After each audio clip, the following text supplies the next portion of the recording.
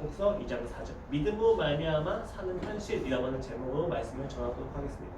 함께 통독하도록 하겠습니다. 시작. 보나 그의 마음은 교만하며 그 속에서 정직하지 못하나 의인은 그의 믿음으로 말미암아 살리라. 아멘. 굉장히 익숙한 구절이죠. 사실 북이스라엘이 아스르에게 망하고 남유다는 그 명맥을 이어나갑니다. 그런데 그 남유다도 아스르의 위협을 당하고 있는 실정이에요. 그 실정 가운데서 나타난 왕이 히스기야입니다. 히스기야가 하나님을 의뢰하는 신앙으로 개혁을 일으키고 그 선지자들의 말씀을 들으면서 아스르를 물리칩니다. 그런데 이 히스기야가 교만해서 아스르를 물리친 이후에 바벨론에게 왕궁과 성전의 모든 보물들을 다 보여줘요. 그래서 하나님께서 그 히스기야에게 너희가 세운 그 나라가 반드시 그 바벨론에게 다 탈취당할 거다라는 말씀을 예언해 주십니다. 그러나 히스기야의 때 그것이 이루어지진 않아요. 히스기야가 죽고 그 아들 므낫세가 있었는데 그 아들 므낫세는 굉장히 악한 왕이었습니다. 우상 숭배를 반복합니다. 강포를 반복합니다. 그리고 그 아들 아몬 왕 역시도 굉장히 악하였습니다. 이 시점에 어떠한 고대 근동의 실정이 있었냐면 아수르가 점차적으로 내부 분열로 인해서 약화되기 시작합니다. 애국 군대가 강성해진다. 그리고 저기 밑에 갈대아 쪽에서 바벨론이라고 하는 왕국이 점점 득세하기 시작하는 실정입니다. 그러나 유다는 정신을 차리지 못하고 우상 숭배로 계속해서 더욱더 약화되어져 가고 있습니다. 이 시점에 한 왕이 나타나는데 그 왕의 이름이 요시야예요. 요시야 왕이 나타나서 개혁을 일으키고 정말로 그 여호수아 때부터 지켜지지 못했던 유월절이라고 하는 절기를 굉장히 거대하게 엽니다. 하나님을 향한 전 국가의 회개가 일어난 것입니다. 그래서 그 유다가 굉장히 강성해지기 시작하는데 요시야가 실수를 합니다. 당시에 바벨론이 강성해지기 때문에 애국 왕이 그 바벨론을 치기 위해서 유다를 지나가려고 합니다. 이것을 지나가려고 하는데 그 갈그미스라고 하는 지역에서 싸움이 붙어요. 이 싸움이 붙었을 때 유다 왕 요시야가 지나가게 허락해주지 않고 그 애국 왕과 전투를 벌입니다. 그리고 그 전투에서 요시야 왕이 전사하게 됩니다. 이것을 갈그미스 전투라고 이야기합니다. 요시야가 죽자 유다가 난리가 났어요. 계획을 일으켰던 그 왕이 죽으니까 누굴 왕으로 세우냐라고 했었을 때 그 요시야의 아들 여호아스를 왕으로 세웁니다. 그런데 애국 왕이 갈그미스에 지나서 갈그미스가 아닙니다. 잠깐만요. 무기토에서 죽고 갈그미스 지역에서 바벨론과 애국 왕이 다툽니다. 근데 전투가 비겨요. 1차 전투가. 비겨서 애국 왕이 다시 돌아가요. 돌아가는 와중에 유다를 들려서 유다 사람들이 세웠던 여호아하스, 요시야 왕의 아들을 폐위시킵니다. 그리고 그 동생 여호야김을 세워가지고 속국으로 삼습니다. 그래서 유다 왕국은 그 애굽에게 조공을 바치는 신세가 돼요. 이러한 현실 속에서 유다는 점점 더 악해져 갑니다. 여호야김은 하나님을 찾지 않아요. 당시에 예레미야는 여호야김에게 바벨론에게 너희가 항복해야 된다라고 이야기를 합니다. 그런데 여호야김은 그 이야기를 무시하고 자신들이 죽음으로 모시고 있는 애굽 왕과 결탁하여서 바벨론과 반항을 합니다. 저항을 합니다. 그래서 나중에 그게 망하게 되는 시점이에요. 이 시점에 유다의 내정은 굉장히 부패했습니다. 관리들은 부패했으며 고위 관직들 역시도 타락하여서 수탈을 반복하였습니다. 그것을 강포를 행했다고 성경에서는 이야기를 하고 있어요. 신앙이 있는 사람은 침묵해서 다 흩어진 상태입니다. 이러한 실정, 앞날이 보이지 않는 유다의 왕국, 그 안에서 한 선지자가 하나님께 따져 묻습니다. 여호와여, 내가 보여주셔도 주께서 듣지 아니하시니 어느 때까지일까? 내가 강포로 말미암아 외쳐도 주께서 구원하지 아니하시나이다. 어찌하여 내게 죄악을 보게 하시며 패역을 눈으로 보게 하시나이까? 겁탈과 강포가 내 앞에 있고 변론과 분쟁이 일어났나이다. 이러므로 율법이 해이하고 정의가 전혀 시행되지 못하오니 이는 악인이 의인을 에워쌌으므로 정의가 굽게 행하여짐이니이다. 유다가 율법을 행하지 못하는 이유는 이 외세의 강포와 그 고위 관직의 타락함이 너무 강하기 때문입니다. 하나님. 이 악을 왜 심판하지 않았습니까? 라고 하박국이 묻습니다. 하나님이 대답하십니다. 여호와께서 이르시되 너희는 여러 나라를 보고 또 보고 놀라고 또 놀랄지어다. 너희는 생전에 내가 한 가지 일을 행할 것이나 누가 너희에게 말하지 않아도 너희가 믿지 아니하리라. 보라, 내가 사납고 성급한 백성 곧 땅이 넓은 곳으로 다니며 자기의 소유가 아닌 거처들을 점령하는 갈대아 사람을 일으키니 여기 갈대아 사람이 바벨론입니다. 왕들을 멸시하며 방백을 조소하며 모든 견고한 성들을 비웃고 흉벽을 쌓아 그것을 점령할 것이다 라고 하나님이 충격적인 이야기를 하십니다. 하나님 왜 악인을 심판하지 않으십니까? 라고 이야기했더니 하나님이 야 내가 그 악인 중에 악인은 바벨론까지 일으켜서 너희를 침략하게 할 거란다. 너희는 놀라고 또 놀랄 거란다 라고 이야기하는 거예요. 하박국이 충격을 받아서 하나님께 이렇게 따집니다. 따지는데 그냥 따지지 않아요. 하나님의 성품과 약속을 근거로 따집니다. 주께서는 눈이 정결하심으로 악인이 악을 참아보지 못하시며 패역을 참아보지 못하시거늘 어찌하여 거짓된 자들을 방관하시며 악인이 자기보다 의로운 사람들 삼게 되어 잠잠하시나이까. 하나님의 성품, 하나님의 성품을 근거로 하나님은 그러실 수 없는 분이지 않으십니까? 라고 반론을 합니다. 그러자 하나님이 이렇게 이야기하십니다. 보라, 그의 마음은 교만하며 그 속에서 정직하지 못하나 의인은 그의 믿음으로 말미암아 살리라. 놀랍게도 그 말씀을 통해서 하박국의 절망과 분노와 우울함은 찬양으로 바뀌었습니다. 도대체 이 말씀이 무엇이길래, 믿음으로 말미암아 산다는 말이 도대체 무엇이길래 하박국의 모든 분노와 원망과 절망을 찬양으로 바꾸었던 것인가? 오늘 이 이야기는 하박국의 이야기입니다. 타락한 국가와 더 타락한 이방인이 자신을 압제하고 의인들을 박해하는 현실 속에서 어떻게 살아야만 합니까? 하나님 왜 심판하지 않으십니까? 라고 하는 그 따져묻는 반문에 하나님이 대답하신 대답은 믿음이었습니다.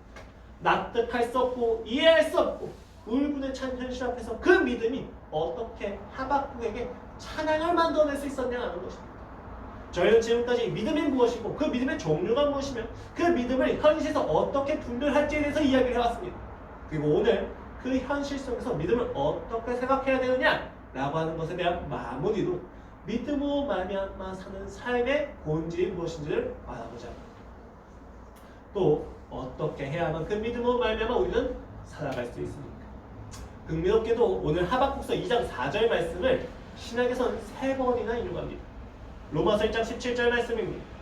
복음에는 하나님의 의가 나타나서 믿음으로 믿음에 이르게 하나니 기록된 바 오직 의는 믿음으로 말미암아 살리라 함과 같으니라.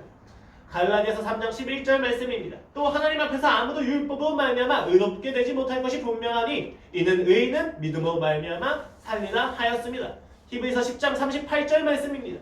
나의 의는 믿음으로 말미암아 살리라. 또한 뒤로 물러가면 내 마음이 그를 기뻐하지 아니하리라 하셨느니라. 신약에서 구약을 이용했다는 건 신약 저자가 구약을 해석했다는 거예요. 오늘 저는 이 흥미로운 부분을 가지고 믿음으로 말미암아 사는 삶이 무엇인지에 대해서 조금 이야기를 해보고자 합니다. 되게 재밌지 않습니까? 저만 재밌나요? 전 되게 재밌었는데. 구약에서 한 선지자가 한 말을 신약에서 세 곳에서 다른 문맥에서 이야기를 하고 있거든요. 자, 하나씩 한번 살펴보도록 하겠습니다. 일단 살펴보기 전에 우리가 산다라고 하는 살리라 라고 이야기하는 걸 좀 이해할 필요가 있습니다. 여러분, 산다고 이야기하면 두 가지 의미가 있습니다. 첫 번째는 죽음으로부터 구원을 받았다는 이야기입니다. 야 내가 진짜 배고파서 죽을 뻔했는데 드디어 좀 살 것 같다. 무슨 이야기입니까? 죽을 것 같은 아픔과 힘듦 속에서 내가 살았다는 이야기예요. 그러니까 산다, 살리라 라고 이야기했을 때에는 구원의 의미가 있습니다. 죽음에서 생명으로 내가 구원을 받았다라고 이야기할 때 우리도 살았다라고 이야기하는 거예요. 또 다른 의미는 두 번째는 산다는 말이 삶에서 일상을 영위해 나간다라고 하는 의미에서 우리가 살아나간다라고 이야기합니다. 가끔 저희가 물어보죠. 야, 너 어떻게 사니? 이 어떻게 사니가 너 어떻게 죽음에서 구원받았니가 아니에요. 어떻게 일상을 영위해 나가고 있니? 요새 삶이 어떻니? 라고 물어보는 거죠. 산다고 이야기하는 건 교회적으로 칭의도 이야기하지만 동시에 성화도 이야기합니다.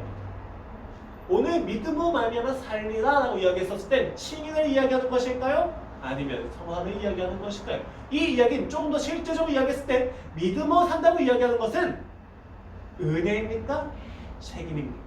라는 질문이 되기도 합니다. 각 구절을 하나씩 살펴보도록 하겠습니다. 갈라디아서 3장 11절 말씀입니다. 믿음과 행위가 동등하다고 생각하는 율법주의자들에게 갈라디아서의 저자 바울이 이야기한 대답은 이신칭이 믿음만이 답이다 라고 이야기합니다. 그래서 1장에서 2장까지는 자신이 얼마나 사도권을 가지고 있는지에 대해서 변명하고 두 번째 3장에서 4장에서 이신칭의 교리 자체에 대해서 이야기합니다. 그리고 5장에서 6장에서는 그 이신칭의 교리를 가지고 실질적으로 살아가는 삶에 대해서 이야기합니다. 오늘 3장 말씀은 이신칭의 교리에 대해서 시작하는 부분이에요. 시작하는 부분에서 바울은 이렇게 묻습니다. 어떻게 갈라디아 교인들이 성령을 받았느냐? 라고 묻고 그 질문에 대해서 듣고 믿는 사람들과 율법을 행하는 사람들 비교하면서 믿음이 탁월하다라는 이야기를 합니다. 그것을 위해서 구약을 많이 인용하는데 특별히 3장 6절에서 9절을 보시면 믿음으로만 의롭게 된다는 것을 아브라함의 예시를 통해서 이야기합니다. 그리고 10절에 이어서 이렇게 이야기합니다. 묻! 율법 행위에 속한 자들은 저주 아래에 있나니 기록된 바 누구든지 율법책에 기록된 대로 모든 일을 항상 행하지 아니하는 자는 저주 아래에 있는 자라 하였습니다. 율법의 요구대로 산다면 저주를 피할 수 있는 자가 누구냐? 너희가 율법을 구원을 받는다면 그 율법을 항상 행하고 있어야 되는데 그것이 가능하냐? 다 저주 아래에 있다 라고 이야기하는 거예요. 그리고 나서 왜냐하면 하고 의는 믿음으로 말미암아 살리라 라고 이야기합니다. 여기서 의는 믿음으로 말미암아 산다고 이야기했었을 때에는 칭의, 구원의 사건에 대한 얘기가 더 강합니다. 죄에서 어떻게 의인이 사느냐? 왜 우리가 율법을 행하면 다 저주 아래에 있다고 이야기하느냐? 왜냐하면 의는, 구원은 믿음으로만 되기 때문이다 라고 이야기하는 거예요. 그러면 여기서 믿음은 구원을 이루는 수단입니다. 칭의에 대한 이야기라는 이야기입니다. 자, 그럼 두 번째 히브리서에서 이야기하는 10장 38절에서 이야기하는 건 또 무엇일까요? 히브리서는 박해 가운데서 유대인 그리스도인들이 유대교를 전향하고 있는 실정입니다.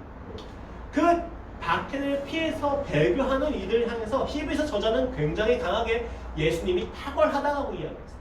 그래서 1장에서 4장까지는 예수님의 존재가 제사장보다 여호수아보다 천사들보다 탁월하다 이야기하시고 5장에서 10장 34절까지는 예수님이 하신 사역이 대제사장보다 훨씬 위대하다라는 이야기를 하십니다. 그러면서 구약에 있는 모든 것들을 모형적으로 풀기 시작하는 것이죠. 예수님을 위하여 이 모형들이 준비되었다라는 이야기가 여기서 나오는 것입니다. 그리고 34절까지 마치고 35절에서 이렇게 이어갑니다.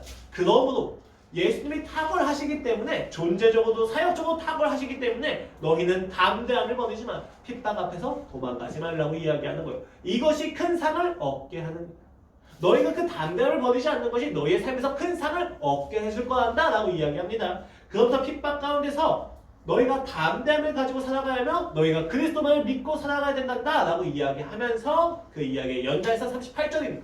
나의 의는 믿음으로 말미암아 삽니다.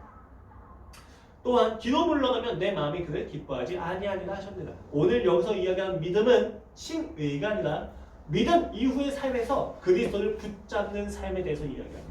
성화의 삶이에요.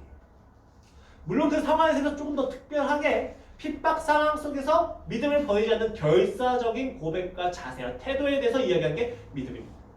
히브리서에서 나의 의는 믿음으로 말미암아 살리라 라고 이야기할 때 살리라는 죽음에서 구원받는다는 의미가 아니라 너희가 믿음의 삶, 하나님을 자신의 주로 그리고 자신의 아버지로 여기는 삶을 이어나가야 된다라고 하는 성화의 의미, 책임이라고 이야기하는 것입니다. 그렇다면 로마서에서 또 무엇이나 이야기할까? 1장 17절 말씀인데 로마서는 3차 전도 여행의 끝에서 고린도 지역이죠. 고린도 지역에서 로마에 있는 지금 그리스도인들이 싸우고 있어요. 유대인과 이방인들이 싸우고 있다는 이야기 듣고 바울이 쓰는 편지입니다. 왜 쓰냐면 자기가 곧 로마로 갈 거라고 생각을 하고 있었거든요. 로마로 가서 자기가 복음을 전하고 목회를 하기 전에 그들이 먼저 복음을 좀 이해할 필요가 있지라고 해서 복음의 A부터 Z까지 총 집합시켜서 쓴 복음서가 바로 서신서가 바로 로마서입니다. 그래서 이 로마서를 쓸 때 1장부터 11장까지는 교리, 복음이 무엇이냐라는 이야기. 그리고 12장부터 15장까지는 그 교리를 근거로 살아가는 삶에 대해서 이야기합니다. 그리고 오늘 1장 17절 말씀은 그 첫 번째 교리라고 하는 부분에 들어가기에 바로 앞에 있는 선언의 결미 부분이에요. 바울이 1장 1절부터 17절까지 자기가 이야기할 복음에 대한 서론을 쓰는데 그 서론의 결론이 바로 17절이라고 이야기하는 거죠. 그 서론의 처음에서는 바울이 복음을 이렇게 이야기해요. 예수 그리스도다.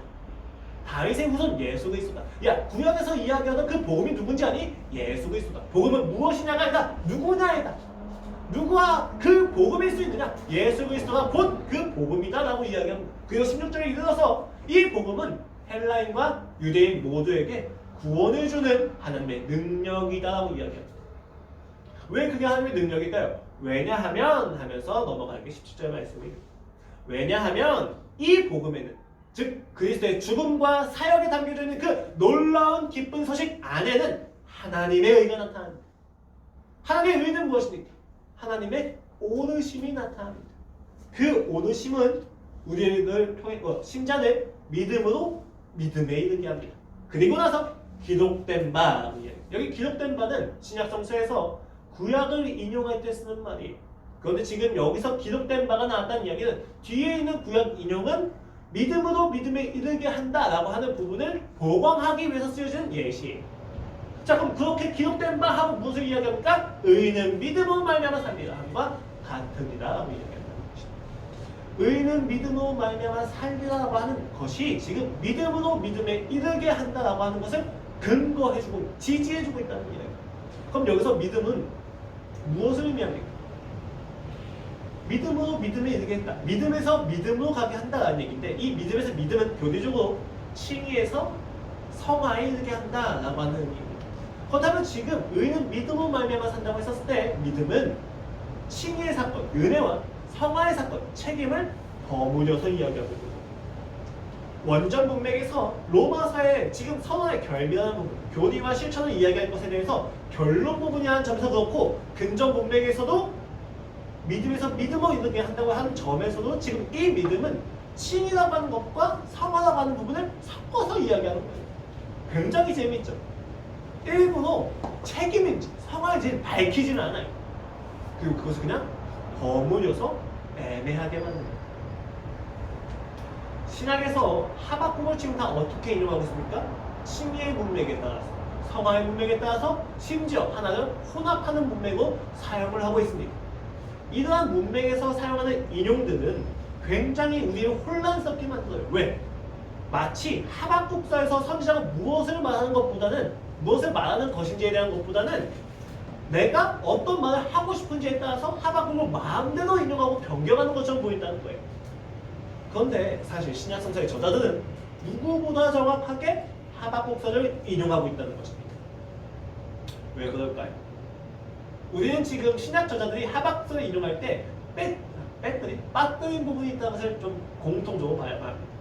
세 번의 인용이 있는데 이 세 번의 인용이 공통적으로 한 가지 부분을 빼서 이야기하고 있어요. 그 부분이 무엇일까요? 하박국서 2장 4절 말씀에서 이렇게 이야기합니다. 의는 그의 믿음으로 말미암아 살리라.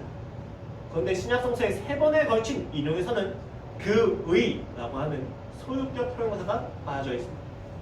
그리고 그냥 믿음으로 말미암아 산다고 이야기합니다. 왜 그랬을까요?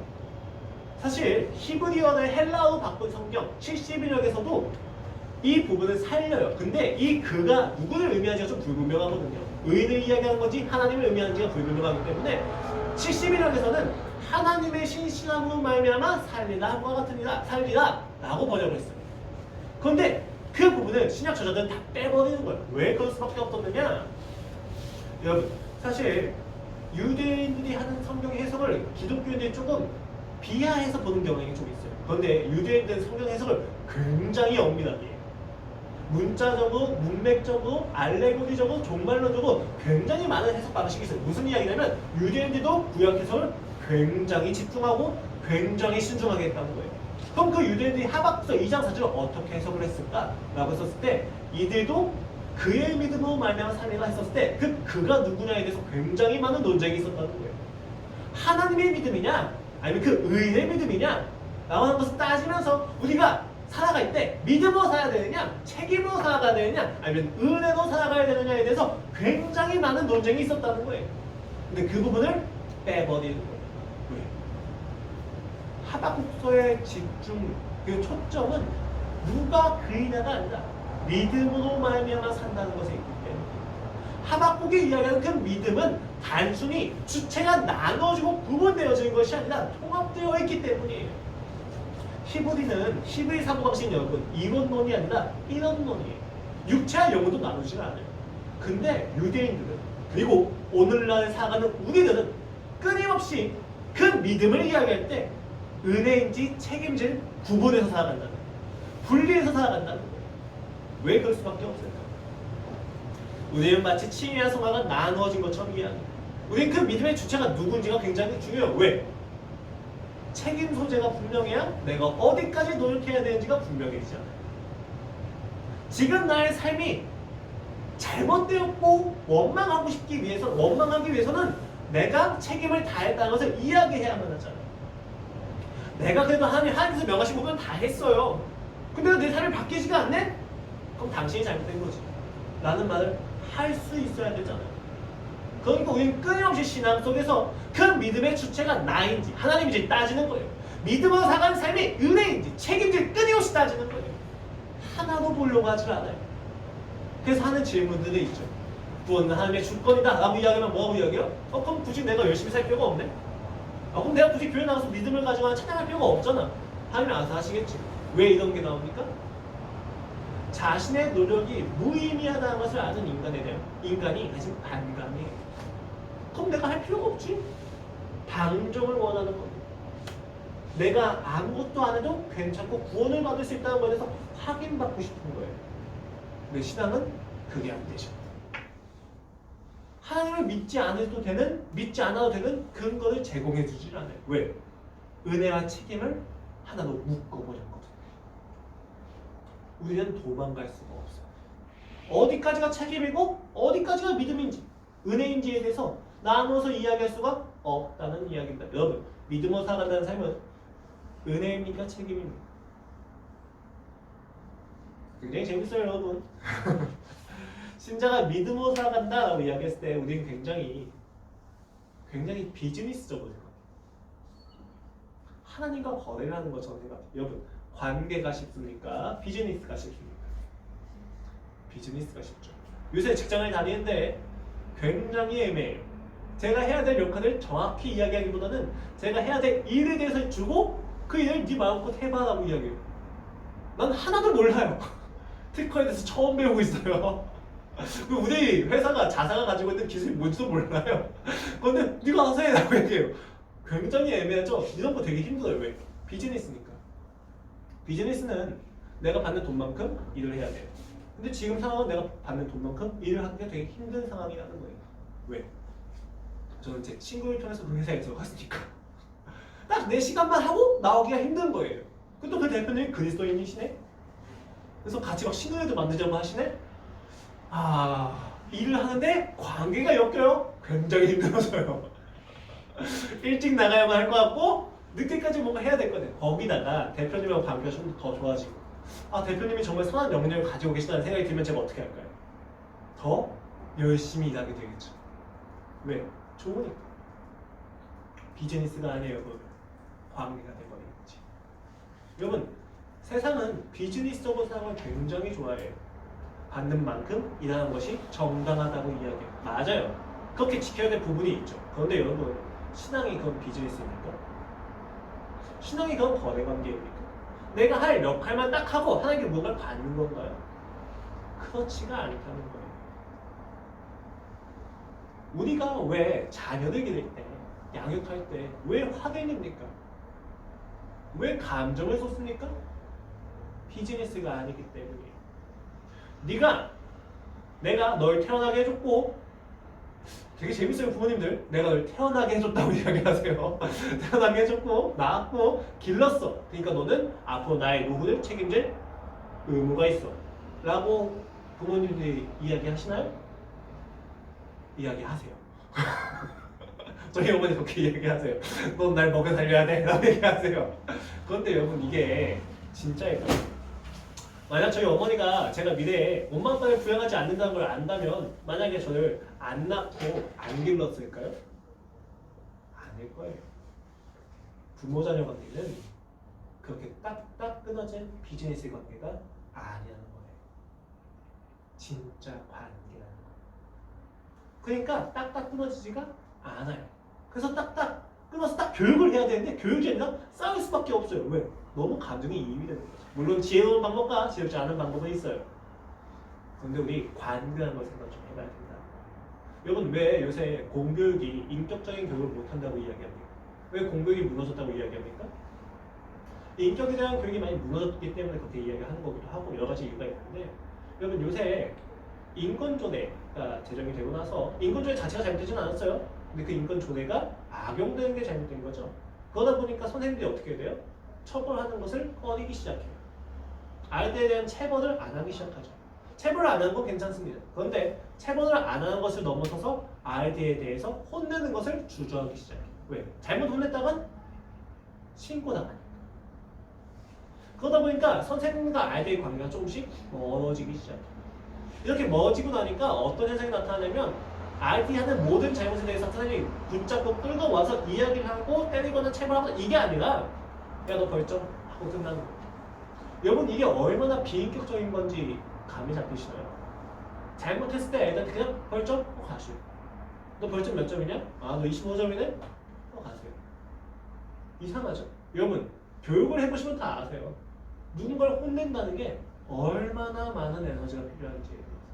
도망가는 아이들 잡고 데리고 와서 설득하고 떠드는 아이들한테 조용히 좀 해라 라고 이야기하면서 조는 아이들 깨우는 것이 얼마나 큰 사랑인지는 교육자는 알아요. 근데 그게 포기되어지고 있다는 거예요. 왜? 선생님들도 교육을 이제 비즈니스로 생각하는 거예요. 내가 받은 봉급만큼만 일할 거야. 그리고 내가 관심 가진다고 해서 애들이 알아주는 것도 아니네? 이게 되었다는 거예요. 여러분 그게 정말 교육일까요? 아니죠. 그건 교육 서비스죠. 인격이 빠지고 관계가 빠지니까 무너진다는 거예요. 신앙도 마찬가지입니다. 여러분 공부를 안 하던 학생이 놀던 학생이 좋은 선생님을 만나서 갱생해서 성공한 이야기를 굉장히 많이 들으셨을 거예요. 또 그러신 분들도 계시겠죠. 저 같은 경우는 그건 선생님이기보단 그건 학생이었어요. 여러분 근데 그 많은 성공 스토리를 들으시면서 그런 생각을 해보셨나요? 이 아이가 어느 정도까지 열심히 해서 어느 정도까지 자기가 열심히 한 걸 근거로 선생님한테 보상을 요구했을까? 그 선생님은 어느 정도까지 참는 것을 기준으로 삼아가지고 이 아이와 관계했을까? 생각해 보셨나요? 아니죠. 그 아이는 자기의 전력을 다해서 도망갔고 자기의 전력을 다해서 선생님한테 부딪혔을 거예요. 그 선생님 역시도 전력을 다해서 그 아이하고 부딪혔을 거예요. 그렇게 하면 서로 간에 신뢰가 생기고 신뢰가 생기는 만큼 서로의 말이 영향을 끼치면서 함께 자라갔을 거예요. 여기서 어디까지가 은혜고 어디까지가 책임입니까? 어디까지가 선생님의 사랑이 차지하는 비중이고 어디까지가 학생이 반응하는 책임의 영역입니까? 그런 거는 없어요. 선후는 좀 있을 수 있겠죠? 선생님이 먼저 다가왔다든지. 그러나 어느 것이 더 중요하고 어느 것이 어떤 비중을 가지고 행해졌는지에 대해서 어느 누구도 따질 수가 없어요. 둘 다 전력을 다했어요. 선생님은 아이를 전력을 상했고 그 아이는 선생님이 전력을 상해서 그래서 부딪힌 거예요. 부딪히면서 하나의 성공 이야기가 만들어진 거예요. 세상에서도요 비즈니스가 아니라 관계를 원합니다. 그 관계에서 진짜 일이 나타나는 거예요. 그런데 우리는 신앙을 가졌어요. 신앙을 가진 우리가 하나님과의 관계에서 비즈니스를 따지는 건 언어도 다릅니다. 말이 안 돼요. 하나님이 어디까지 하시고 난 여기까지 할게요 라고 구분해 줄 수가 없어요. 그런데 끊임없이 우리는 믿음으로 사는 게 하나님이 하시는 거면 난 뭐 어디까지 해야 돼? 라고 하는 반응이 나와요. 왜? 간단해요. 하나님을 사랑하지 않고 일을 사랑하기 때문에. 그러나 관계는 서로를 사랑하는 걸로 가요. 그 안에서 우리가 인격이 맺히는 거예요. 그리고 그 안에서 우리가 믿음이 생기는 것입니다. 그렇게 지지고 볶고 사랑하고 싸우고 갈등하면서 살아가는 그 삶 속에서 우리는 믿음을 배웁니다. 믿음으로 살아가는 것이 무엇이냐? 관계로서 살아가는 것입니다. 누구와의 관계? 하나님과의 관계로서 살아가는 것입니다. 그렇게 싸우고 갈등하면서 서로가 서로를 더욱더 확신해가면서 그 인생에 어떠한 열매가 나타나냐? 첫 번째는 인격이고 두 번째는 기적입니다. 믿음으로 살아가는 인생에서는 반드시 나타나는 두 가지 열매가 있어요. 첫 번째는 인격입니다. 두 번째는 기적입니다. 인격에 대해서 너무 많은 시간을 이야기했어요. 그래서 굳이 더 이야기할 필요는 없지만 여러분 싸우고 갈등하고 다투고 화해하면서 서로가 서로를 닮아간다는 걸 이해하시면 인격을 이해하실 수 있어요. 우리는 하나님과 싸우고 다투고 화해하면서 그를 닮아가게 됩니다. 인격의 열매가 맺힌다는 거. 그리고 두 번째 기적입니다. 사실 제가 믿음이라고 하는 주제를 다루면서 기적은 굉장히 안 다뤘어요. 왜냐하면 오늘날 한국교회에서는 기적이 너무 강조되었기 때문에 믿음을 마치 기적을 이루기 위한 수단으로서 생각한다는 점에서 문제를 삼았기 때문에 기적에 대한 이야기를 안 했어요. 그러나 여러분 믿음을 가진 인생에서 반드시 나타나야 되는 것 중에 하나가 기적입니다. 그런데 이 기적에 대한 생각을 조금 바꿀게요. 여러분 우리가 기적이 나타난다고 이야기했었을 때 마치 홍해가 갈라지고 여리고성이 무너지고 그리고 돈이 갑자기 떨어진다거나 암투병 중에 예수 그리스도를 믿었더니 암세포가 모두 사라져서 의사도 놀래고 환자도 놀래고 목사님도 놀라는 그런 역사를 이야기하는 게 아니에요. 그것만 기적이 아니라는 얘기예요. 그것도 기적이죠. 그러나 그 기적만 기적은 아니에요. 성경에서 이야기하는 기적은 두 가지가 있어요. 1차적으로 모든 자연 섭리를 거슬러서 하나님이 역사하셔서 나타나는 기적이 있어요. 홍해가 그 사건이죠. 그런데 모든 자연 요건과 형성과 환경을 그대로 사용하셔서 나타내시는 기적도 있어요. 사실 기적은 굉장히 사소한, 아니 세심한 것에서도 나타나요. 갑자기 나를 싫어하던 사람이 내게 호감을 가지는 것도 그 약속의 문맥 안에서는 기적이 될 수 있어요. 매일매일 예수 그리스도에서 얘기하는 걸 듣는 걸 싫어하는 사람이 갑자기 교회에게 자신의 전 재산을 바치고 도망가는 것도 기적이 되기도 해요. 여러분 근데 기적은 꼭 신앙을 보증하지는 않습니다. 기적에서는 믿지 않는 사람들이 사용하시는 하나님도 있어요. 실제로 저희 이전 교회 목사님께서는 교회 개척할 때 컨테이너 박스가 필요하셨어요. 컨테이너 박스가 필요해서 그 컨테이너 박스를 파는 업자한테 가서 살려고 하셨는데 그 업자가 예수를 진짜 싫어해서 세배를 뻥튀기 시키고 저주하고 비아냥거리고 조롱하면서 내보낸 거예요. 근데 목사님 성질이 장난이 아니시거든요. 그래서 그렇게 하시면 안 된다. 하나님이 그걸 그냥 보지 않으실 거예요 하고 나가셨어요. 그랬더니 그 사람이 일주일 동안 악몽이 시달려요. 그 악몽의 끝에서 꿈을 꿨는데 그 목사한테 가서 사과해라 라고 하는 음성을 듣고 찾아가서 죄송하다고 이야기를 하고 그래서 컨테이너 박스를 무료로 제공해 주셨어요. 이런 일은 진짜 무수히 많아요. 근데 그 컨테이너 박스를 팔았던 업자가 하나님을 믿었을까요? 그건 몰라요. 무슨 이야기냐면 여러분 기적이라는 게 우리가 생각하는 것처럼 엄청 특별한 경우도 있지만 굉장히 세심해서 모르는 경우도 많다는 거예요. 기적은 결과 중에 하나일 뿐이지 본질은 아니에요. 나타날 수도 있고 아닐 수도 있어요. 그런데 기적에 대한 우리의 사고방식을 조금 바꾸면 믿음이라는 것이 기적을 일으킨 수단이 아니라 믿음은 기적을 볼 수 있는 관점이라는 걸 아시게 됩니다. 굉장히 사소한 것도 기적이 된다는 것을 경험하실 수 있을 거예요. 저도 뭐 이번에 직장을 가게 되는데 영어학원을 다 그만뒀잖아요. 영어 과외하는 친구들 당장 다음 달 먹고 살 돈이 없어요. 근데 기가 막히게 채우시는 하나님의 경험이에요. 여러분 이때 중요한 것은 기적 자체가 믿음을 보증한다가 아니에요. 기적을 통해서 하나님이 말씀하고자 하시는 메시지가 있다는 거예요. 왜 하나님이 갑작스럽게 이런 물질을 허락하셨지? 이 방향이 맞구나. 내가 내 뜻과 내 수단을 통해서 살아가는 방식이 아니라 하나님이 하나님만 의존해서 살아가는 방식을 원하시는구나. 근데 그날 바로 제 친구가 인원을 구하는 광고를 올렸어요. 저희 단체가. 그걸 보고 봤는데 시간대도 너무 정확한 거예요. 너무 좋아. 물론 그 시간대가 지켜지진 않아요. 제 인생에서 하다 보니까 계속 일을 하게 되더라고. 그런데 그것을 통해서 그 친구가 또 관계를 하면서 거기 대표님도 알게 되면서 또 신앙을 이야기하고 있어요. 기적이라는 건 이런 것도 기적이에요. 근데 여러분 기적 자체가 중요하진 않아요. 기적이 담고 있는 메시지가 중요해요. 그리고 그 메시지는 항상 관계로 합니다. 하나님의 모든 메시지는 일 자체를 해결하는 게 아니에요. 관계로 가요. 너는 나의 백성이고 나는 너의 하나님이다. 그런데 내가 그 하나님을 나의 하나님을 받아들이지 못하는 어떤 영역을 다루시는 거예요. 기적이 일어났습니까? 그럼 반드시 찾으셔야죠. 왜요 하나님? 왜 이 기적을 보여주셨나요? 그럼 여러분이 답을 얻을 수 있을 겁니다. 이렇게 믿음으로 살아가는 인생은 반드시 기적과 인격이 나타납니다. 왜? 관계이기 때문입니다. 그런데 인간은 죄악되었기 때문에 항상 이상하게 결과를 가지고 자신의 관계를 증명하는 거예요. 내가 엄마 아빠의 아들이야 라는 걸 증명하기 위해서 전교 1등을 하려고 하는 거예요. 왜? 엄마 아빠가 야 공부 잘한다 너 공부 천재인데 멋있다 라고 이야기했더니 그 아이는 자기도 모르게 자연스럽게 공부를 잘해야 난 엄마 아빠의 아들이야 라고 생각을 해버렸다는 거예요. 엄마 아빠의 의도는 그게 아니에요. 결과를 가지고 관계를 입증하려고 한다는 거예요. 근데 여러분 아시잖아요. 아무리 전교 1등이어도 내가 난 아들이 아니면 아들이 아니에요. 관계는 결과로 증명하는 게 아니에요. 분별은 할 수 있겠지만 관계는 그냥 관계예요. 아무것도 주고받지 않은 상황에서 되어지는 거예요. 그러나 아무것도 주고받지 않은 상황에서 모든 것을 할 수 있는 것이 또한 관계라는 것입니다. 진정성을 가지고 안 돼요. 내가 얼만큼 전교 1등이 되고 싶은지 알아?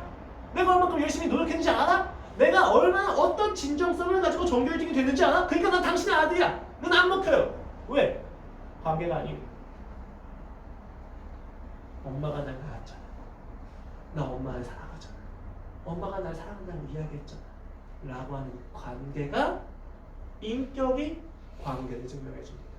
그게 믿음으로 살아가는 삶이라고 이야기하는 거예요. 그렇다면 관계로 살아간다는 것은 무슨 의미입니까? 라고 하는 점에서 이제 하박국서 2장 4절 말씀을 조금 더 깊이 보도록 하겠습니다. 2장 4절 말씀에서는 이렇게 이야기합니다. 보라 그의 마음은 교만하며 그 속에서 정직하지 못하나 의인은 그의 믿음으로 말미암아 살리라. 본 구조는 전반부와 후반부가 나눠져 있습니다. 보라 이걸 너희가 봐야 된다 라고 이야기하고 그의 마음은 교만하며 그 속에서 정직하지 못하나가 전반부예요. 그리고 그렇지만 그의 의인은 믿음으로 말미암아 살리라 라고 하는 게 후반부입니다. 즉 대구 구조가 있어요. 비교가 되고 있다는 거예요. 그 의인은 그의 믿음으로 말미암아 살리라 할 때 이 살리라의 의미는 교만하지 않은 것과 정직한 삶을 포함하고 있는 것이 저자의 의도입니다. 대구이기 때문에. 그렇다면 여러분 교만하지 않은 삶은 무엇입니까? 여기 그 마음이 교만하다고 이야기하는데 마음을 이야기하는 네페시, 혼인데 인간의 본질에 대해서 이야기하는 네페시 있어요. 이스라엘 인구 조사할 때 그 인구가 몇 명이다 할 때 그 인구라고 얘기할 때 그냥 네페시 써버려요. 그럼 좀 해석이 이상하잖아요? 그 혼들이 몇 명이다. 근데 이게 왜 가능하냐면 이스라엘 백성은 통일처럼 보기 때문에 그 혼이라는 게 영혼과 육체가 분리되는 게 아니라 하나로 받기 때문에 그 네페시라고 얘기할 때 그냥 단순히 혼이 아니라 그 본질이에요. 그 인간의 인간됨이 몇 명이다 라고 이야기합니다. 그래서 지금 그 혼이 교만하다고 이야기하는 건 그 인간의 본질이 교만하다고 이야기하는 것과 똑같습니다. 그 교만, 여기서 얘기하는 교만은 아팔이에요. 부풀어 오름이에요. 근데 이 아팔이 동사로 쓰면 어떤 이야기가 되냐면 감히 네가 나한테 뭐뭘 해? 감히 뭐뭐 하다라는 의미가 돼요. 즉 그의 마음이 교만하다는 것은 갈대아인들에 대해서 이야기했어요. 여기서 그는 갈대아, 바벨론 얘기거든요. 바벨론 사람들이 하나님의 도구로 유다를 침략하고 공격하고 제패할 수 있는 건데 그들이 그 역할을 넘어서서 자신들이 하는 이 모든 능력이 자신들의 능력이라고 감히 생각하고 있다는 거예요. 그들의 마음이 교만해졌어요. 하나님이 쓰는 도구의 자리에서 넘어선 거예요. 또 그들이 정직하지 못합니다. 정직하다는 이야기는 아샤드입니다. 그 아샤드 앞에 부정점이 로가 붙어서 로 아샤드예요. 아샤드의 뜻은 곧지 못하다예요.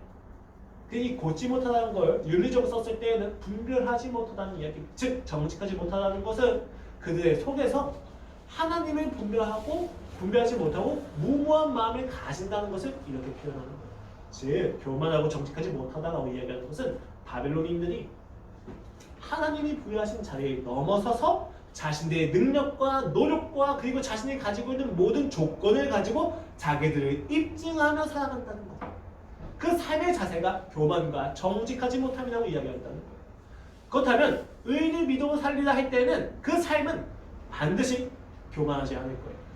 반드시 정직한 삶일 거예요. 이 정직한 삶과 교만하지 않은 삶은 하나님과의 관계 속에서 자신의 자리를 분명히 인식하는 인생일 것입니다. 그런데 왜 그게 안 됩니까? 여러분 정직하지 못하고 교만한 그 인생에선 반드시 강도가 나타나요. 왜? 자신의 오늘을 가지고 내일을 판단합니다. 내일의 가능성을 가지고 오늘을 누립니다. 그리고 자신의 오늘의 상태를 가지고 자신의 과거를 해석합니다. 그들은 항상 자신들이 가지고 있는 능력과 가능성에 집착해요. 그것을 가지고 모든 것을 판단하는 거죠. 그 인생에선 반드시 피가 나타날 수밖에 없어요. 왜? 자기가 해낸 겁니다. 자기가 그렇게 해도 되는 권리가 생긴 겁니다. 아, 내가 이렇게 능력이 있으면 내 맘대로 해도 되는 거지. 나 이 능력을 가지고 해서 얼마나 노력했는지 알아? 내가 이렇게 많이 노력을 했으니까 난 널 좀 아프게 했어. 라고 이야기하는 거예요. 우리 지금 뭐 저희 집안에서 가끔 이야기하는 주제 중에 하나인데, 내가 돈을 벌었으니까 난 청소 안 해도 돼. 난 밖에 나가서 일하고 왔으니까 가정 가사 좀 안 해도 되지. 너 일 안 하고 싶어? 너 나가서 일해. 근데 네가 나가서 일을 했는데 나보다 돈 더 벌지 못하네? 그러니까 내가 더 일 안 할게. 라고 이야기하는 거예요. 무슨 이야기예요? 교만한 거예요. 분별되지 않는 거예요. 왜? 가정 가사는 돈을 더 많이 벌고 안 벌고 하면 상관없이 부부의 일이잖아요. 그걸 보지 못하는 거죠. 왜? 내 능력이 있어요. 내 능력을 인정받고 싶습니다. 사실 그건 뭐예요? 내가 능력이 있다는 것을 가정가사를 하지 않는 것으로 인정받고 싶은 거예요. 얼마나 치졸합니까? 사람은 그럴 수 없잖아요. 그들이 그러고 있다는 거예요. 그렇다면 어떻게 우리가 그렇게 살 수 있지?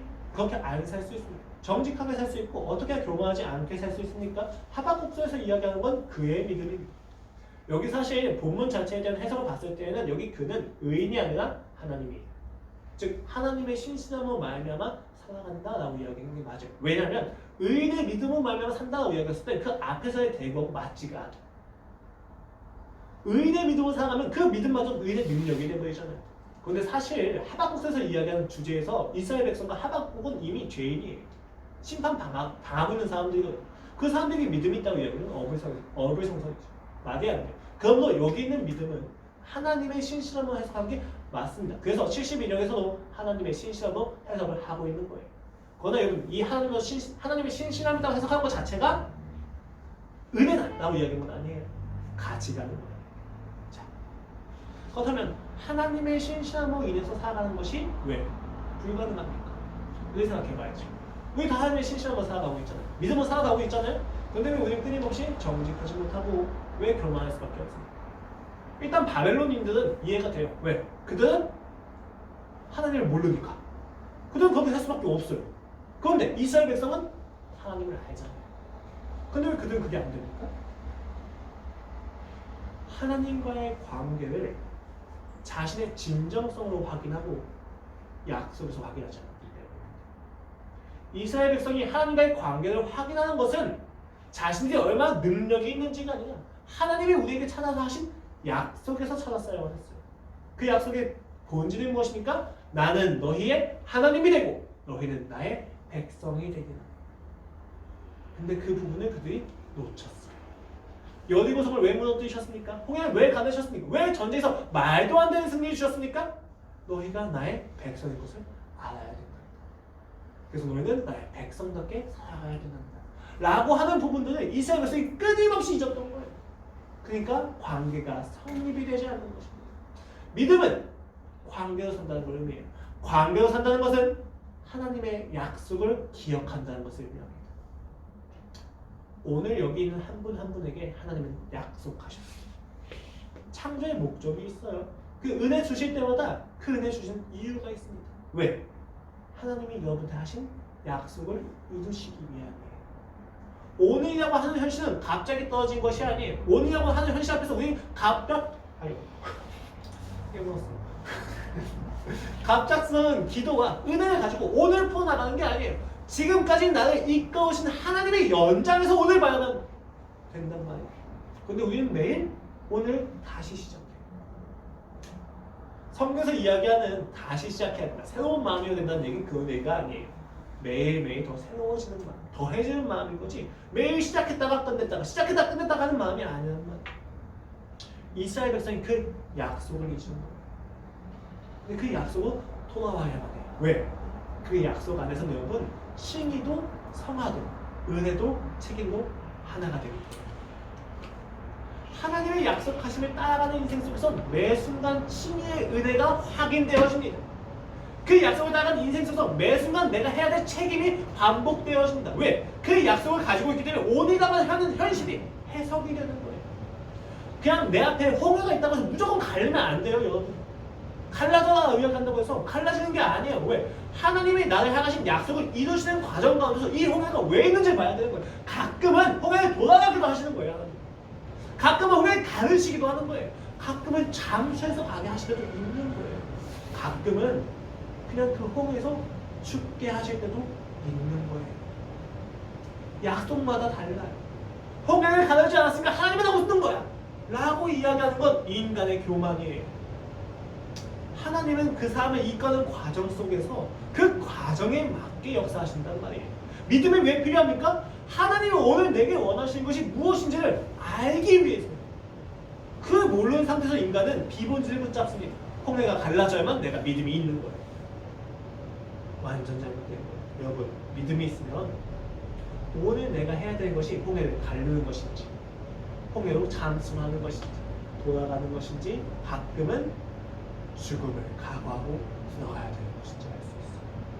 믿음은 그것을 분별하기 위해서 있는 거예요.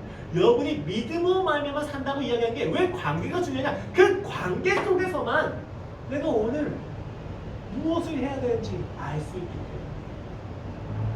이것을 모르는 인생은 끊임없이 하나님을 오해하고 살아요. 끊임없이 자신을 자학하고 살아갑니다. 그 모든 거짓된 속에서 자유하시길 원합니다. 오늘 여러분 앞에 있는 문제는 문제가 아니에요. 하나님이 여러분의 역사와 삶에 맞게 준비하신 하나의 다루심이에요. 그 다루심에 맞게 순종하셔야 된다는 것입니다. 그래서 하나님은 믿음은 말미암아 산다라고 얘기하는 거 앞에서 이렇게 이야기하십니다. 3장 2절 말씀입니다. 여호와께서 내게 대답하여 이르시되 너는 이 묵시를 기록하여 판에 명백히 새기되 달려가면서도 읽을 수 있게 하라. 이 묵시는 정한 때가 있나니 그 종말이 속히 이르겠고 결코 거짓되지 아니하라. 비록 더딜지라도 기다리고 지체되지 않고 반드시 임하리라. 묵시라고 하는 것은 하나님의 약속을 의미합니다. 이 약속이 반드시 이루어질 거야. 이 약속을 기억한 상태에서 의인은 믿음으로 말미암아 살리라. 문제를 해결하는 기가 막힌 수단이 믿음이 아니에요. 그 문제를 하나님과 동행하는 관점에서 볼 수 있는 게 믿음입니다. 오늘 교회가 매우 힘들어요. 개인의 삶 역시도 매우 우울하고 우울분이 넘치는 인생입니다.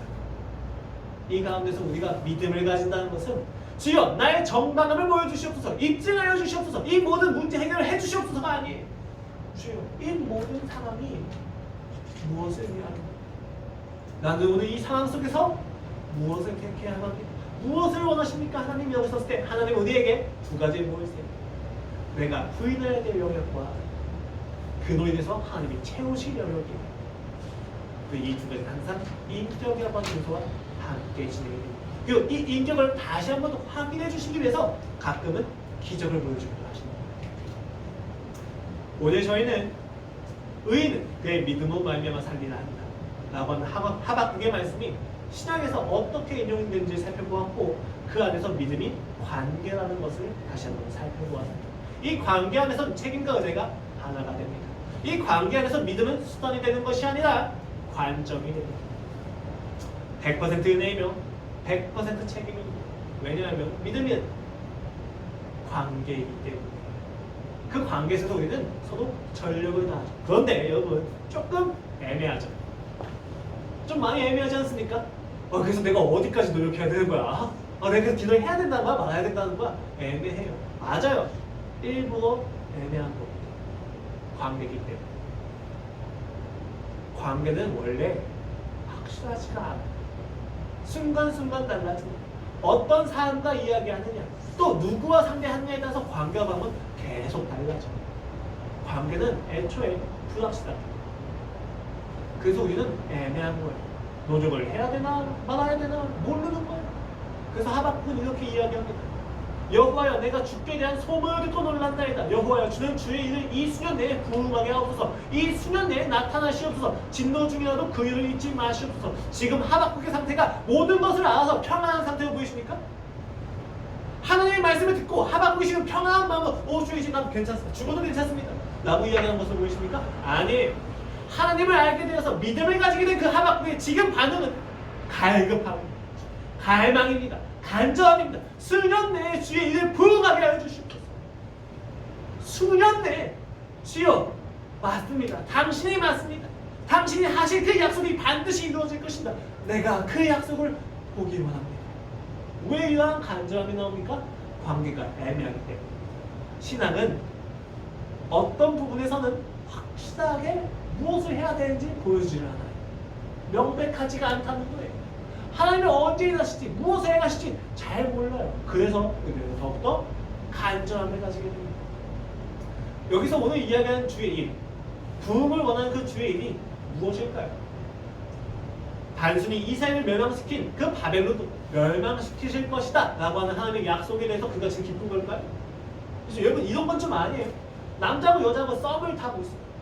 썸을 타고 있는데 여자 입장에서 답답해요. 왜? 이 정도 썸을 탔으면 남자가 고백을 해야 되는데 고백을 안 하네? 어우 저 머저리 언제 고백하나 생각하는 거죠. 그러다가 술을 진창 마시고 전화를 해요. 울면서 이야기합니다. 야, 너 나한테 계속 이렇게 헷갈리게 할 거면 나한테 다시 연락하지 마. 라고 했을 때 남자가 이야기합니다. 아유, 너는 그 입이 방정이야. 내가 지금 반지 다 준비해놨단 말이야. 라고 했었을 때 여자가 에헤헤 하고 비시시 웃어요. 그런 게 아니에요. 지금 하박국이 이야기하는 고백은 내가 원하던 걸 하나님 이미 준비하고 계셨네? 아이고 기쁘다. 이런 게 아니에요. 하박국이 이야기하는 고백은 더 기뻐요. 자신의 인생이 해석이 된 거예요. 내가 원하던 것을 하나님이 원하시고 행하시는 문화를 깨닫기 때문에 나타나는 기쁨이 아니라는 것입니다. 앞에 2장 13절 보시면 하나님이 이렇게 이야기하십니다. 민족들이 불탈 것으로 수고하는 것과 나들이 헛된 일로 피곤하게 되는 것이 만군의 여호와께로 말미암이 아니냐. 야, 너희가 다 헛된 것에 종사하는 것이 다 하나님으로 인한 거다. 결국 너희가 하는 게 다 헛되다. 이는 물이 바다에 덮은 것이 여호와의 영광을 인정한 것이 세상에 가득함이니 결국 하나님의 영광을 보여주고야 말 거다. 오직 여호와는 그 성전에 계시니 온 땅은 그 앞에서 잠잠할지니라 하시니 결국 성전에 계시는 하나님 앞에서 다 무릎 꿇게 될 거다. 그 바벨론도 다 무릎 꿇게 될 거다 라고 이야기를 하시는 거예요. 너희들 지금 압제하는 그 갈대한 민족도 결국은 내가 심판할 거란다 라고 하는 그 음성이 하박국이 알고 좋다. 유다를 치는 그 심판 이방 민족도 망하게 되겠구나 라고 하는 것에 기쁘지 않아요. 왜냐하면 그들을 심판하시는 근거가 너무 명백하기 때문입니다. 이렇게 이야기하십니다. 8절 말씀입니다. 네가 여러 나라를 노력하였으므로 그 모든 민족이 남은 자가 너를 노력하리니 이는 네가 사람의 피를 흘렸으니 또 땅과 성읍과 그 안의 모든 주민에게 강포를 행하였으니 재앙을 피하기 위해 높은 데 깃들이려 하며 자기 집을 위해 부당한 이익을 취하는 자에게 화가 있을진저. 18절 말씀입니다. 새긴 우상은 그 새겨 만든 자에게 무엇이 유익하겠느냐. 부어 만든 우상은 거짓 스승이다. 만든 자가 이 마지 못하는 우상을 의지하니 무엇이 유익하겠느냐. 나무에게 깨라 하며 마지 못하는 데에게 일어나라 하는 자에게 화 있을진저. 그것이 교훈을 베풀겠느냐. 보라 이는 금과 은으로 핀 것인지 그 속에는 생기가 없도다. 여러분 지금 이거 바벨론이 심판받는 근거 맞습니까? 아니면 유다가 심판받고 있는 근거입니까? 하박국이 그 이야기 듣고 깜짝 놀라는 거예요. 왜? 의인이라고 생각했던 유다가 사실 바벨론이 하고 있는 그것을 그대로 행해서 해석이 됩니다. 주여 우리가 의인이 아닙니다. 내가 의인이 아니었군요. 유다가 하나님을 떠났었군요. 지금 이 심판이 바벨론에게 일어날 그 심판이 사실은 오늘 우리에게 하시는 심판이었군요. 주여 우리를 용서하소서. 주님 앞으로 더한 심판이 있다 할지라도 우리가 받아들일 수밖에 없어요. 그래서 이 진노 중에 긍휼을 잊지 마소서라고 이야기하는 거예요. 바벨론인에게 긍휼을 잊지 말라가 아니에요. 심판당하는 우리에게 긍휼을 잊지 마시옵소서. 내가 이제서야 하나님의 일을 봅니다.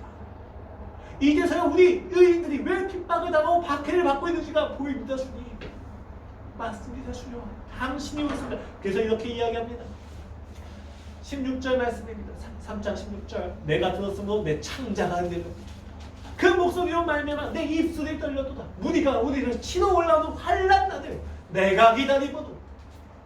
썩이는 것이 내 뼈에 들었으며 내 몸은 내 젖에서 떨리는도다. 두려움을 이야기합니다. 그리고 그 환난 날을 기다린다고 이야기합니다. 왜 그렇습니까? 하나님의 정당한 심판이었기 때문에. 하박국이 하나님과의 관계 속에서 자신들이 당하고 있는 그 억압과 울분이 해석이 된 거예요. 그리고 하나님이 이야기하셨던 이는 물이 바다에 덮은 것이 여호와의 영광이 가득하리라 라는 말씀이 다시 해석이 돼요. 이 심판 끝에 의인되지 못한 이스라엘 백성도 항복시키시겠구나. 그게 해석이 된 거예요. 오 주여, 당신의 심판이 옳습니다. 내가 그 심판을 감당하겠습니다. 왜? 사랑하니까. 그 하나님을 사랑하니까 내가 이 심판 당하는 것도 그냥 당하겠습니다. 맞습니다, 주님. 이 심판을 통해서 우리 안에 있는 그 모든 하나님이 아닌 다른 가치를 삭제하시고 하나님만 남기소서. 여호와의 영광이 가득한 것을 보게 하소서. 주의 성전 앞에 우리가 모두 잠잠하게 하여 주시옵소서. 그것을 확인하게 되었다는 거예요. 그래서 하박국은 찬양하는 것입니다. 여러분, 믿음을 가지고 살아간다는 것이 현실에서 도피하는 게 아니에요. 현실을 정확히 인식하고 정확히 해석하는 거예요. 이 현실이 지금 내가 무엇을 해야 되는 현실인지, 어떻게 반응해야 되는 것인지, 하나님 무엇을 하고 계신지에 대해서 정확히 인식하고 반응하는 것이 믿음이에요. 그냥 기적을 넉넉히 바라보는 게 아니에요. 하나님을 바라는 것입니다. 그리고 그 하나님을 알았을 때 내가 이렇게 해야겠구나를 알 수 있는 것이 믿음인 것입니다. 그래서 하박국 이렇게 고백합니다. 17절 말씀입니다. 비록 무화과 나무가 무성하지 못하며 포도나무에 열매가 없으며 감람나무에 소출이 없으며 밭에 먹을 것이 없으며 우리의 양이 없으며 외양간에 소가 없을지라도 나는 여호와로 말미암아 즐거워하며 나의 구원의 하나님으로 말미암아 기뻐하리로다. 믿음입니다. 주여, 주께서 하시는 심판이 옳습니다. 그리고 이 심판이 심판으로 끝나지 않고 여호와의 영광을 인정하게 하시라는 것을 나는 안다. 주께서 하셨던 약속, 나는 너희의 하나님이 되고 너희는 나의 백성이 되리라 했던 그 약속을 포기하지 않으시는 당신을 나는 보고야 말았습니다. 그러니까 오늘 나의 현실이 비참하더라도 괜찮습니다. 나는 기쁩니다. 왜? 하나님의 사랑이니까. 그리고 그 하나님께서 반드시 약속을 이루시고야 할 것이니까 저는 기쁩니다. 그러나 그래도 나는 힘들기 싫기 때문에 수년 내에 부응하게 하시옵소서라고 하는 거예요. 믿음은 갈급함입니다. 갈망이에요. 우린 끊임없이 갈망해요. 믿음이 있다고 해서 모든 문제들을 딱딱딱 해결할 수 있는 어떤 수단을 가진 능력이 아니에요. 하나님 앞에서 끊임없이 갈망을 가질 수밖에 없게 됩니다. 매 순간 무릎 꿇을 수밖에 없다는 것입니다. 그리고 그 약속은 십자가에서의 죽음과 부활에서 모두 이루어졌습니다. 여호와의 영광 앞에서, 그 성전 앞에서 모든 인류가 무릎을 꿇기 시작했습니다. 그 성전이 나라는 것을 보십시오. 주께서 계시는 성전이 내 안에 있다는 것을 아셔야 합니다. 여러분, 그 믿음을 얻기 위해서 하박국이 했던 것은 무엇입니까? 죽을 각오를 하고 하나님과 싸웠습니다. 주여, 이게 옳아요? 이게 맞습니까? 하나님과 다투었습니다. 매 순간 하나님과 신음을 하고 줄다리기를 했습니다. 덮어놓고 믿지 마세요. 이해 안 되면 따져 물으세요.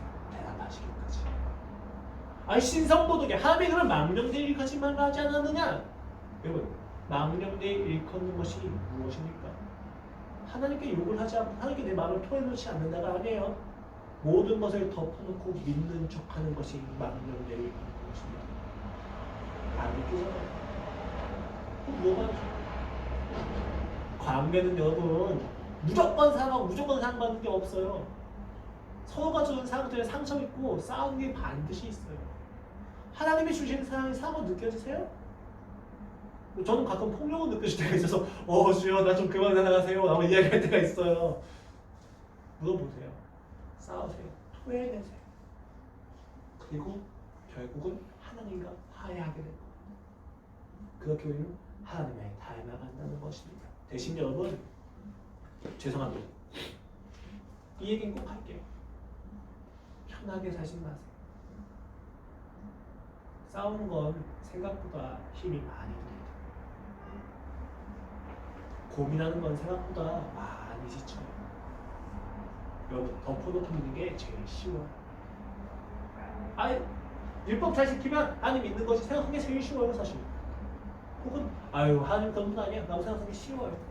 이해되지 않는 현실 속에서 그냥 살아가는 게 쉬워요. 그런데 여러분 도망가지 마세요.